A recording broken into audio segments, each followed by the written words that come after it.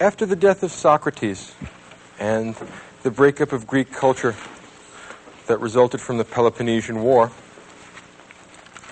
Socratic philosophy went into a decline and fragmented into several pieces.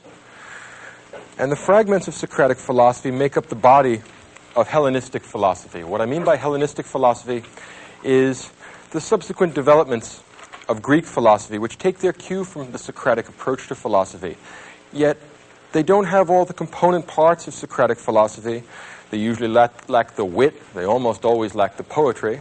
Occasionally, they absorb some of the ethical doctrines or epistemological doctrines, but the ones who come after Socrates never really live up to the Socratic ideal. The three main fragments that Socratic philosophy breaks into are called Stoicism, Epicureanism, and Skepticism. And these are the most important Hellenistic outgrowths from Socratic philosophy. And since Rome, the Roman Empire in particular, is the political entity which ultimately dominates the Mediterranean basin and absorbs and inherits the tradition of Greek philosophy, most of the Hellenistic branches of philosophy are developed in connection or with reference to, either politically or intellectually, with Roman culture. And the first of these developments is hedonism, or Epicureanism, named after a guy named Epicurus. And what Epicureanism says is that pleasure is the only good, and that the happy man is the one that has a great many pleasures, but no corresponding pains. And there is potentially a way of deriving that from Socratic philosophy.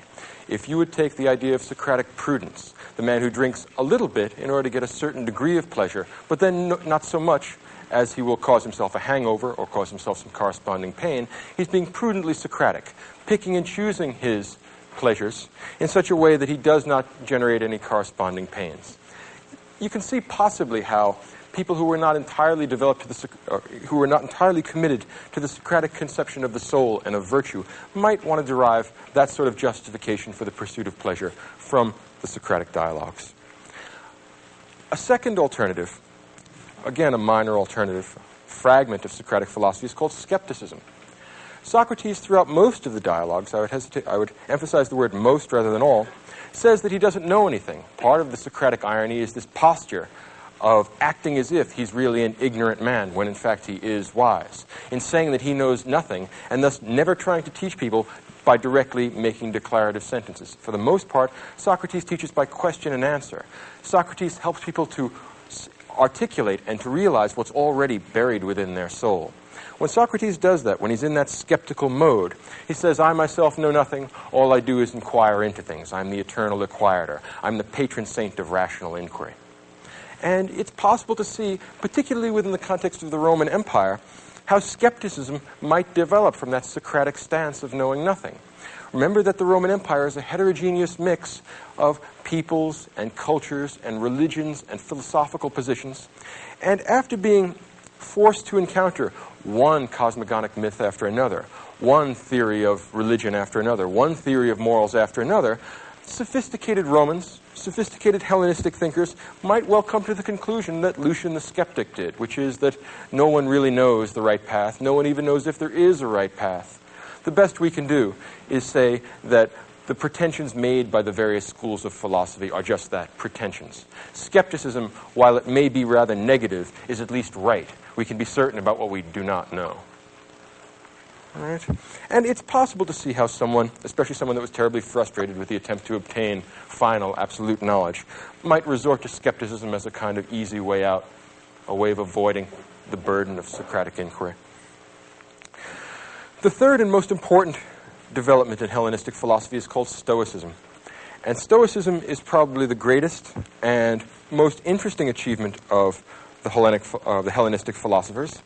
And while it never achieves the poetic and intellectual grandeur of the Socratic synthesis, of the Platonic overarching system which makes statements about the entire human condition, Stoicism is, in fact, a noble philosophy, an excellent philosophy for silver men, for those spirited men in the Republic who are going to be our guardians. It's an excellent philosophy for military men. It's an excellent philosophy for people that are going to be practical politicians if they intend to be virtuous, if they intend to pursue the public good.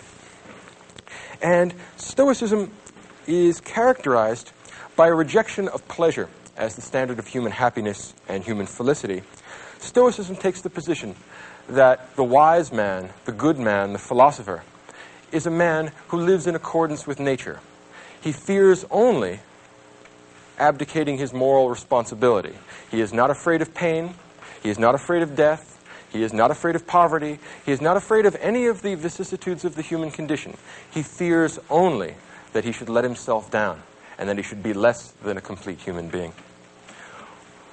According to the Stoics, and there are a number of Stoics, 2 or 3 or 4 or 5, that actually develop the doctrine, but all the doctrines are quite similar. The only matter of concern to a wise and philosophic individual is the things completely under your control. You can't control the movements of the sun and the planets. You can't control whether a leaky ship sinks or makes it to port. You can't control the weather. You can't control other people. You can't control the society around you. There's only one thing, and one thing only, that you are in control of, and that is you. Your will, your intentions, yourself. In other words, the wise man, the truly philosophical man, is the man who is entirely in control of his own soul, who takes utter and complete moral responsibility for his actions, and is indifferent to everything else, not because he doesn't care about other people, not because he doesn't care about the felicity of the entire human species, but because it's not under his control. There's no use wondering or worrying about what tomorrow will bring, since tomorrow isn't under your control. Do what's right today, and let tomorrow take care of itself. The Stoic philosopher is the man who has liberated himself from fear. He's not afraid of death. He's not afraid of pain. He's not afraid of other people's dismissal as a fool. The only thing he cares about is that he should meet his moral obligations. Ralph Waldo Emerson once said that greatness is the perception that virtue is enough, which is an elegant and beautiful line. And he might well have stolen that from one of the Stoics, because all of the Stoics basically believe that. Virtue, moral virtue, an organized soul which pursues rationally the ends which are good for all human beings, that's the Stoic conception of virtue. They finally understand their greatness consists in the fact that they perceive that virtue is enough. We do not need wealth. We do not need sexual gratification. We do not need life itself. If moral virtue tells us that we must die in the pursuit of some good end, the protection of our family, the protection of our home, the protection of the innocent, in the doing of right, nothing should be spared, not even our lives. The Stoic wise man is a man who has trained his soul, trained his mind, so that he is not afraid of apparent evils. He is only afraid of real evil. He is afraid of losing control of his soul. He is afraid of being a slave to lust, to desire, to emotion. The Stoic man is the honorable philosopher, the man who stands at his duty and is steadfast and serious-minded. In living according to nature, what the Stoic philosopher does is examine the nature of the human condition and the nature of the world around us. He discerns his position in nature. He discerns the kind of creature that he is. And he lives in such a way as not to disgrace himself, as not to be less than what he truly could be. He won't live the swinish life that we found with Aristophanes. He wants to be, if not a god, certainly not less than human. He won't be an animal either. He will live up to the fullest potentials that human being has to offer. Now, among the Roman Stoics, 2 are especially noteworthy. One is Epictetus, and one is Marcus Aurelius. And one of the wonderful ironies about the history of philosophy is that Epictetus was a slave and Marcus Aurelius was an emperor. And philosophy is the great equalizer. Both the slave and the emperor can equally well participate in a philosophy that is accessible to all human beings as human beings. There is nothing less conscious of social status than philosophy. A wise man, a man who is disciplined, in control of his motions, and follows the way of nature, can be a good man no matter what his position in the social structure is. He is not responsible for the social structure, and it is not his problem. If the gods or nature or whatever is controlling the world makes you a slave, then be a good slave. If God or nature or whatever is controlling the world makes you an emperor, then be a good one. Your job is not to disgrace yourself and live up to the highest potentials of human being. The most interesting of the Stoics is Marcus Aurelius. Lord Acton, the great English philosopher and historian, once said that power corrupts, and absolute power corrupts absolutely. And that's generally speaking true. The difficulty with that generalization is Marcus Aurelius. Marcus Aurelius was an absolute ruler. He was a ruler of the Roman Empire. He was an emperor. He had absolute power of life and death over everyone in the known world. I don't mean everyone in the world as we know it today, but everyone in the world as the Romans would have known it. They don't know about China or have a very attenuated conception of the Eskimos. For them, the world is the Mediterranean basin, and Rome owns it. And Marcus Aurelius owns Rome, essentially. His word is law. Now, for almost all the Roman emperors, they lived scandalous lives, and they disgraced themselves. They were much more concerned with indulging their sensual appetites, satisfying their passions, flying into rages. Marcus Aurelius is the standing exception to that, and the exception to Lord Acton's generalization. In his case, power didn't corrupt. Absolute power did not corrupt absolutely. Instead, absolute power allowed us to see what the man underneath the body is really like. It allowed us to find out what Marcus Aurelius' soul is like. Imagine a man for whom all the restraints of law and custom and political order are taken away. He can have whatever he wants. If a man under those circumstances behaves well, you know something about the soul underneath, because no external constraint is making him do what he is doing. And Marcus Aurelius is the one example of an absolute ruler who behaves himself in such a way as not to disgrace himself. It's an amazing temptation. Imagine what it's like. Stop and put yourself in that place for a second. Marcus Aurelius takes the throne in 161 AD and he dies in 180 AD. 19 years controlling the entire world. He can have all the money in the world. That's not an exaggeration. All the money in the world. If he wants it, he can just collect it all. He can have sex with anyone he wants, whenever he wants, under any circumstances. If he wants to get drunk, he can have wine brought in by the boatload. Infinitely, forever. He can go on a drunk now and stay drunk for the next 19 years until he dies. Imagine anything that the bronze, desiring, emotional, irrational parts of your souls want. And now imagine that you can have it. Now, under those circumstances, imagine that you are forced to bear with this human condition for 19 long years. Now ask yourself, and you didn't give a show of hands, but stop and think about it for a minute. How many of you would fail to disgrace yourselves? To tell you the truth, I don't think that I could meet the challenge.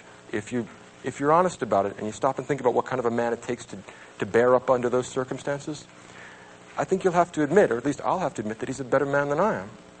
And that in this respect, over the centuries, Marcus Aurelius serves as a standing reproach to our self-indulgence, a standing reproach to the idea that we are unable to deal with the circumstances of human life.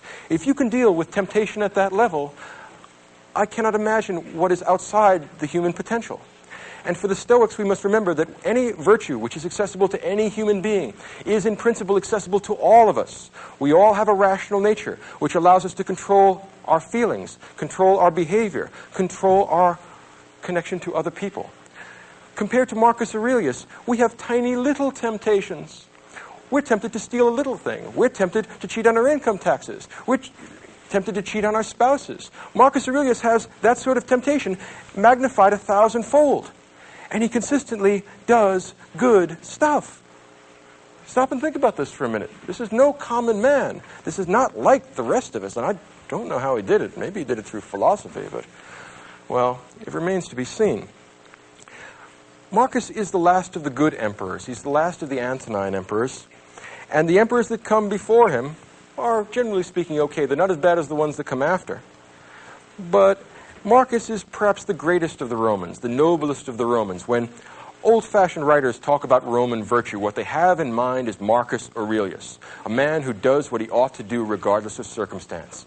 Tough Roman virtue. He's not afraid of being dead. He's not afraid of being in pain. He's not afraid of having people laugh at him. He's only afraid of doing what's wrong. He's only afraid of making chaos of his soul. Why? Because his soul is the only thing he's completely in control of. It's the only thing he's responsible for. And the rest of it is a matter of indifference to him. He'll certainly try and perform his function as emperor in the best way he possibly can. But there are Germans at the border, and should they succeed in winning this war, he did the best he could. He has no reason to feel guilty. He has no reason to feel that this is a difficulty. If, for some reason, he gets sick, well, sickness is part of human life. You accept it as it is, you deal with it the best you can, and then you move on.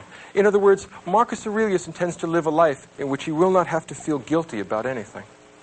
And he succeeded in doing that under the most trying possible circumstances. Again, put yourself in a position where you can have anything you want, and no one can stop you. No matter how evil, no matter how depraved, no one can stop you because your word is law. Marcus Aurelius behaved himself for 19 years under those circumstances. It's a standing reproach to our self-indulgence. The kind of things that Marcus Aurelius writes are not meant for publication. Let's think about this a little further. Marcus wrote this manuscript without intending to have it published. After his death, he wanted to have it burned. Some philosophically inclined, bookkeeper, librarian, aide-de-camp, or whoever it is that picked this up, said, no, we just can't throw this out. We cannot lose the memory of such a great man, and we can't lose the sort of meditations that he created. He wrote a book called The Meditations, and it's a book to himself that's not intended to be published. What sort of a man writes a book to himself? Well, what sense does that make? Think about it. The nature of a book is communicating something, and we would think we would communicate it to some reader. But this is not going to be published. It's written to himself. What makes a man write a book to himself? And there's a very deep answer, I think, here. Marcus Aurelius writes a book to himself because he's the loneliest man in the world. He has no friends because he has no equals. Think about a man breaking himself on the rock of an impossible virtue. He has no equals. Everyone he talks to wants something from him. He is the emperor of everything in the world. He owns it all. Everything he says immediately gets done. He has absolute life and death power over everyone. So anytime he's in the throne room, he's having an audience, someone comes in from some part of the empire, they're always here for some reason, and they're always here because they want something from him. And all Marcus wants to do is live a philosophical life. But he happens to have had the misfortune to be born the emperor of Rome. What a pity. So he has to deal with these self-centered, swinish people all the time, and it's his responsibility to do good for them, to give them justice, to give them both examples of virtue and virtuous laws and virtuous decisions. And the weariness of it gets to him after a while. The book that he's written, The Meditations, is shot through with a kind of philosophical melancholy that is extremely moving, despite the stoic content of what he's saying. In other words, oddly enough, there are very few books in the world which generate more pathos, which create more of a sense of pity for a person reading this than this book. He's writing a book to himself because he has no one else to talk to. And what kind of things does he write in the book? Moral maxims. I mean, he has 2 or 3 ideas. It's about 100-odd pages, but he says essentially the same thing again and again and again. Why? He has nobody to talk to, so that limits the scope of his conversations. And he's constantly trying to remind himself that, look, although the people you're dealing with are corrupt, evil, and depraved, it's your job not to get angry with them, but to try and teach them and morally improve them. If you can't morally improve them, at least put up with them, because the gods have created us social animals, and it is part of the mark, or it is the mark of a philosophical man, that he should return benefits for harm, because those that would harm other people do not live the philosophical life. Those that don't want the ultimate good for themselves and for society do so because they don't know any better. Marcus has not only political power, but wisdom, and in that respect, he's the only example in the Western tradition of any ruler who even remotely approximates Plato's philosopher king. And he has some of the qualities that Plato thought the philosopher king would have. He is totally disdainful of wealth. Why? He owns everything. What would it be like to own everything from England to Egypt? Well, the idea of accumulating more stuff becomes less and less interesting if you stop and think about it. And if you can have sex with, say, 1 million people, the million at first has very limited attraction. And at that point, he stops to think, and he says, I will do my best to constantly do what I ought to do. And there is a sort of whistling in the graveyard tone to this book. He is in some respects an enormously lonely man, and in some respects an enormously sad man. There's a melancholy in this that's terrifically moving. And yet, we ought not to pity Marcus Aurelius, because if he looked at our lives, he would pity us. Pathetic creatures that we are, we don't even meet his standard of virtue, and we're pitying him. Think about the irony of that. He said, well, I'd pity you back if I didn't think that was disrespectful. Think about what it takes to be something like Marcus Aurelius. We shall not see his like again. In the book itself, he has all kinds of intriguing and caustic, if you will, moral maxims. He says things like this: soon you will have forgotten all things, and soon all things will have forgotten you. In other words, don't get overwrought. You're angry with this guy just because he didn't do what he was supposed to do? Ask yourself how many of the people that are working for you are doing what they're supposed to do. Soon, you'll have forgotten all this because you'll be dead. And soon, all the people who know you, they're going to be dead too, and they'll have forgotten you. And so what's the point of being mean to people? Now imagine the kind of philosophical self-restraint we're talking about here. This is a guy who can chop everyone's head off if he gets sufficiently angry, so he never does. Remarkable, remarkable. So Marcus Aurelius is a man who constantly, in his book, is writing short 1- and 2-line epigrams that essentially say things like, don't lose your temper with these people, Marcus, you know how they are. Marcus, it's not your fault that they're stupid. You tried to teach them, and you can keep on trying to teach them, but if Socrates was a good man and they killed him, what do you expect them to do to you? On the other hand, Marcus Aurelius is willing to rule the Roman Empire for the same reason that the Platonic philosopher King is. If he gives up, somebody worse is going to take the job, and you know what happens then, right? He'd much rather just go home and read his books. He doesn't want to listen to this stuff. But he says, well, the gods put me here. I didn't ask for this job, but I can't very well give it up. I'd be abdicating my responsibility to other people. Imagine the bad laws and bad emperors were going to get after me. Well, should I give the job up now or stand here until the gods are good enough to relieve me of my post? In fact, that's the metaphor he uses all the time. The gods have put you on guard over the Roman Empire. Everyone else is sleeping. Stay where you are and stay awake, elsewise God knows what's going to happen. Marcus Aurelius is constantly whistling his way through the graveyard, trying to tell him that this is a very happy life, that he loves being a philosopher, and he particularly loves the particular portion of reality the gods have assigned to him. Now, I think that everyone believes this except the people that read this book, which perhaps is why it wasn't supposed to be published, because when you look at this, you see a terrifically lonely man, a man of immense moral heroism, who has no shoulder to cry on, who disdains crying because what's the point of crying? We must live in accordance with nature. Now here's the natural condition of human beings. They get born, all kinds of stuff happens to them, and they die. Marcus's maxims with reference to that are A, stop complaining. There's nothing to complain about because there's only two kinds of things. There are the kinds of things you can control, and there are the kinds of things you can't. If you can't control it, complaining about it is stupid and a waste of time, and I don't want to hear any more about it because you can't control it, so what's the point of talking about this? Or you have the other kind of thing, the kind of thing you can control, like your intentions, like your behavior, like your actions. And since you can control them, who do you expect to help you out except yourself? Stop complaining about that too. So whether it's the kind of thing you can control, or it's the kind of thing you can't control, Marcus Aurelius does not want to hear any complaints, and he does not want to hear any excuses, because there are no excuses to give. Whew. Now, that's easy enough to say, and a lot of people think that other people should be this way. Right? Have you noticed it? Like, you can't help but admire this guy. Like, every one of us, I bet, in this audience said, wow, what a great guy. I wish I knew him personally. No, you don't. Think of what he'd think of you. You really don't want to know this guy. Imagine working for him. Oh, please. No, this guy is never going to be satisfied. And if he is satisfied, he's not like he's going to give you applause. He's going to say, well, you're doing what you ought to do. No compliments for you. You're doing what you ought to do. You don't need any reward beyond that. You're living like a philosophical man, which is a reward in itself. Virtue is its own reward. You're virtuous. What do you want from me? Get back to work. And, of course, if you're not virtuous, you are pretty much what he expects human beings to be, you swine. And what's unnerving about this is that there's not the slightest taint of hypocrisy in it.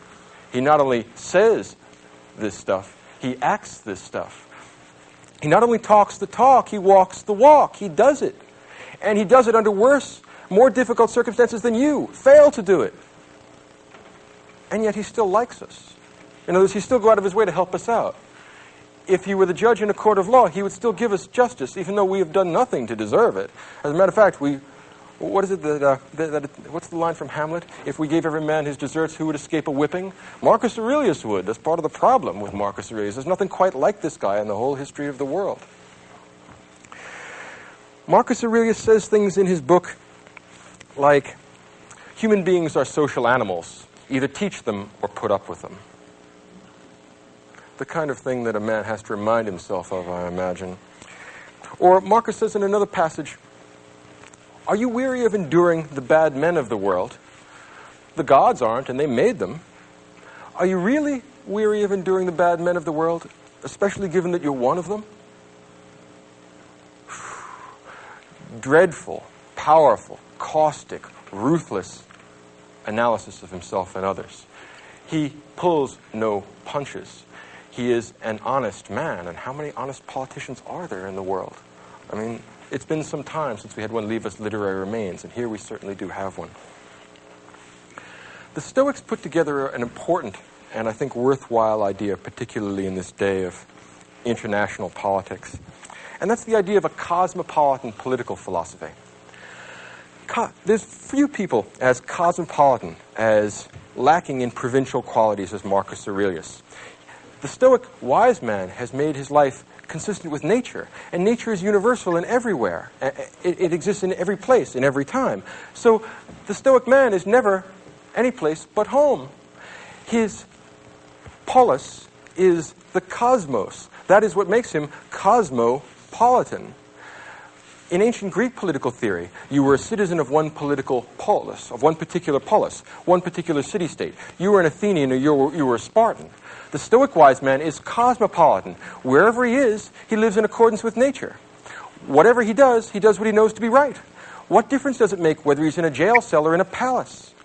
As Marcus Aurelius put it in a beautiful epigram in the book, even in a palace it is possible to live well. No excuses. Don't tell me that it's because of temptation. That won't go over. No excuses go with Marcus. The idea of a cosmopolitan political philosophy is one of the great achievements of Roman Stoicism. And if you stop and think about it, it's an excellent and a necessary idea when you're running something as big and heterogeneous as the Roman Empire. This tremendously complicated mix of religions and cultures and peoples and all kinds of heterogeneous ideas means that this is going to be a big patchwork, a big quilt. It's not going to be one culturally unified area. But Marcus would be just as happy being a slave as he is being an emperor. He would just as be happy being a Gaul or an Egyptian as a Roman. As long as there is a nature there, and there is a human spirit which can be made in accordance with nature, any of the external facts of life don't matter. And now for the first time we can perhaps see why the Roman Stoics have a reputation, to some extent deserved, of being kind of harsh, cold, unfeeling men. Because there's nothing to worry about. And it's hard for them to sympathize with the fact that other people are worried about things that they regard as trivial or not worth worrying about at all. Many of us worry about sickness. Well, Marcus Aurelius will point out that all people get sick. And once you get sick, since you're a rational human being, you want to go to the doctor, do what he prescribes, and fix your body. There's no point in complaining any place along the line because you know what you're supposed to do. Go do it. Stop asking for somebody else to help you. If you don't help yourself, how can you expect anybody else to help you? Which is a fair criticism. It would be much less persuasive and much less impressive if this were a sort of hypocritical philosophy where Marcus Aurelius indulged himself and told everyone else to be stoical. What really makes this spring to life, what makes this persuasive and moving and important, is that he lives the life. So he doesn't complain when he gets sick. He doesn't complain when he meets military reverses. He doesn't complain about anything. Who would we complain to? The buck does stop with Marcus Aurelius. If you think of the chain of command in the Roman Empire, he doesn't get to complain to anyone else. Everyone complains to him, and he's constantly listening to complaints and difficulties and problems. And he's watching people become unglued, and they're watching them get all upset, and watching them be greedy and avaricious and swinish and lustful and all the things he's not. So he is rather harsh in his criticism, and I think that that's a fair observation about him. But he's not hypocritical, and he's not unfair. And that's one of the cosmopolitan, universal elements in this political philosophy and in this moral philosophy. Because the moral and political philosophy from Aurelius are going to be connected. In the same way that in Plato's Republic, politics was ethics writ large, and what was good for the individual soul, the gold, silver, and bronze, that ordering of the soul between reason, spirit, and desire. What's good for the soul is the same thing that's good for the city. To have rational people running the government, like Marcus Aurelius, doing their best to follow the philosophical life. You'll want bravery and fortitude and courage among your soldiers, the silver virtues. And among the rest of the people, you expect the bronze virtues. They want to eat and drink and make merry. It would be nice if we could make philosophers of all of them, but if we can't, well, the best thing we can do is to take care of them and prevent misfortunes from befalling them. In some respects, to try and save them from themselves. Now, Marcus Aurelius is the only example of this in Roman culture. there's not a great deal of things that we can compare him to. If we had to say that there was someone to compare him to, it would be Epictetus, the slave.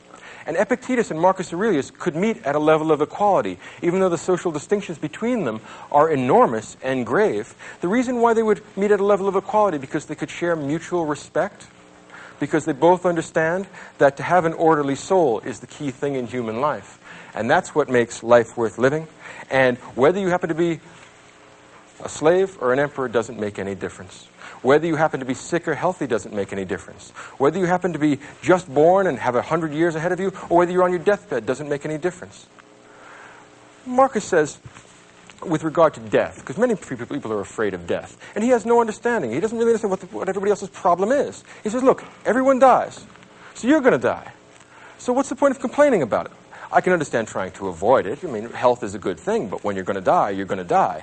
Don't give in to fear. Don't give in to irrational musings. Don't let your imagination run wild. Control your feelings. Control your emotions. Control that part of you which is you. The meat, your body, not so important. The other stuff around you in the world, a matter of indifference to you. As long as you follow the way of nature, as long as you act in a rational fashion, as long as you live up to the best potentials in the human soul, then you are a good man and you need worry about nothing else. Some people worry about the gods, that the gods will cause you misfortunes, that the gods have a Hades or a hell or an afterlife where people will be tortured and have bad things done to them. Marcus adopts exactly the same position that Socrates did.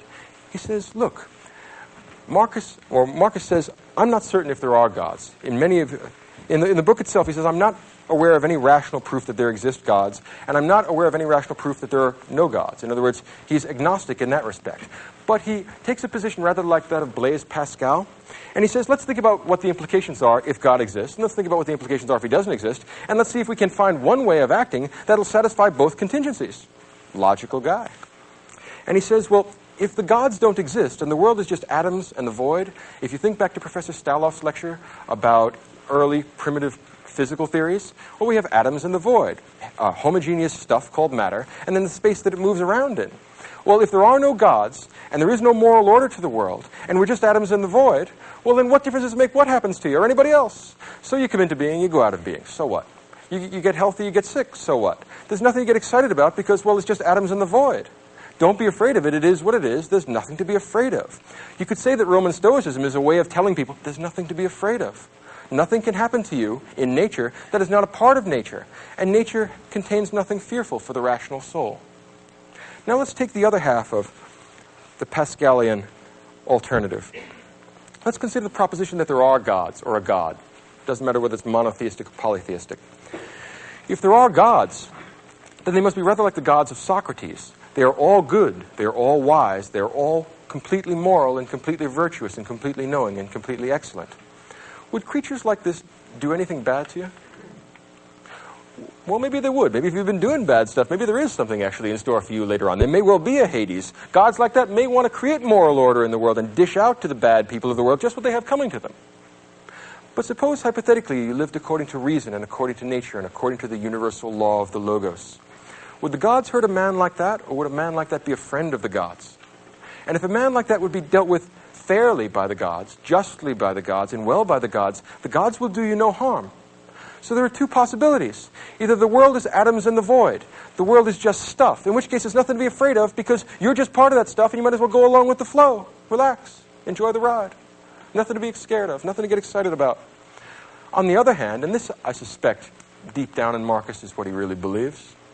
I mean, when you just read between the lines and find out what the man himself is like, he does basically believe in the gods, even though he doesn't know. If he had to place a wager either way, same way as Pascal, but perhaps not for the same reasons, he would say, yes, I believe in the gods. And if the gods exist, then they create moral order, and they are perfectly moral themselves, and they are perfectly just and good and righteous themselves, and they will do you no harm. So if there is an afterlife, and you behave well, the gods will do you no harm, because you deserve no harm done to you. If there is an afterlife, and you behave badly, you have no one to blame but yourself. In every case, the only thing that a man is in control of is the individual ego, himself. the cogito, what Descartes will later on call the cogito, the self. If you are in control of that, if you have an orderly soul, then you have a divine soul, a good soul, and your life is worth living. The gods will not penalize you for that. So, what's there to worry about? Don't worry, be happy. Either the world is atoms in the void, nothing to worry about. If the gods are there, well then the gods certainly aren't going to hurt you. Either way, don't worry, be happy. Do what you know you ought to do. Meet your moral obligations. In some respect, and I think that this is worth taking notes on if you happen to be here at the Kant lecture next week, or 2 weeks from now, is that the Stoic conception of virtue is an anticipation of what I will call the Kantian conception of virtue. Those of you who are familiar with the works of Immanuel Kant can recognize the single-minded and ruthless acquirement of virtue as being the Kantian conception of moral action or good moral behavior, and the Stoic conception as well. Both Kant and Marcus Aurelius have achieved the greatness that comes from being aware that virtue is sufficient in itself. The single-minded pursuit of rationality, of justice, of temperance, of fortitude is what this book is all about. And in some respects, I feel a little bit like a voyeur in opening up a manuscript that Marcus never meant to publish, and doubtless he would be nothing except embarrassed if he knew that people were reading this book, because he wouldn't want to show that crack in the Stoic face, right? He doesn't want to give people the idea that he ever worries or ever gets upset at all. In other words, doubtless, if he's in heaven, he regrets every line he ever wrote. Not because he doesn't think it might benefit us, but because it shows the sort of weakness not entirely consistent with Stoic virtue. Perhaps there are other Stoics who suffered more pain, who had greater difficulties, and never wrote a line. In Marcus Aurelius' view, those men would be greater than he. And whether there exist such people or not, Marcus Aurelius is a sort of standing reproach to our weakness, to our self-indulgence, to our willingness to give in to what we want, to our inclination to make excuses about things that were entirely up to us, and to try and act as if we are not responsible for our behavior. One might want to say that Marcus Aurelius is an important step in the construction of the Western conception of the self or the ego. You are the part of you, not the meat, but the will, the soul, the internal stuff. That's what you're responsible for. That's what the gods will judge you on the basis of. Apart from that, don't worry about it. All other things are matters of indifference to you. Connect yourself to nature, do what's right, and let the devil take the hindmost. It's not your problem. Stoicism is an appropriate philosophy, I would say, for serious, ruthless, introspective people that want real answers and are willing to take no nonsense. In that respect, it's the kind of moral philosophy I would be inclined to teach at, say, West Point. If I were teaching people that are going to be under terrible danger and terrible fearful conditions, I would teach them to do what they know they ought to do, and to discipline and organize their emotions in such a way as they behave themselves in a way that is not disgraceful. To avoid that is the epitome of Stoic virtue. And it may not have all the attractive elements of Socratic philosophy. It lacks the poetic element of Platonism.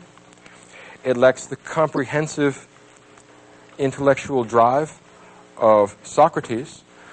But it still contains elements of Socratic nobility that neither skepticism nor Epicureanism offer us. And in that respect, I think it's the true heir of Socratic philosophy.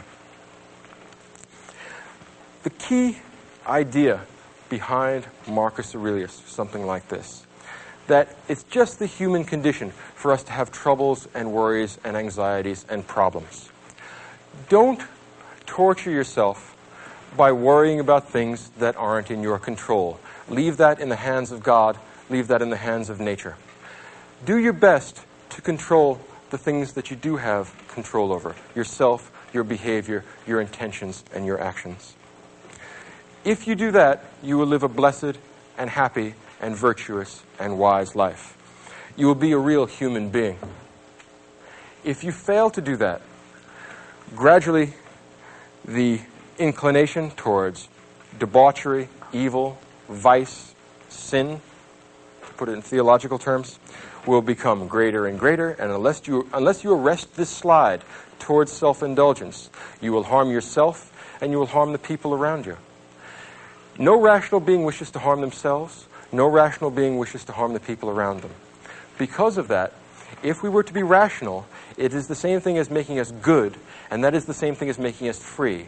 Not free in the sense of political freedom, being a slave or a free man, but free in the sense of being autonomous, making our own decisions, making laws for ourselves. Free in the sense of no longer being the slave of our passions, being pushed about by our feelings, being a toy that gets messed with by arbitrary things that are really beneath the human condition, that are mere emotion. If we want to be fully human, we must be fully free, and that means fully rational, and that means fully good. Accept no substitutes, is what Marcus Aurelius says. He did that himself, and he hopes that other people will do it.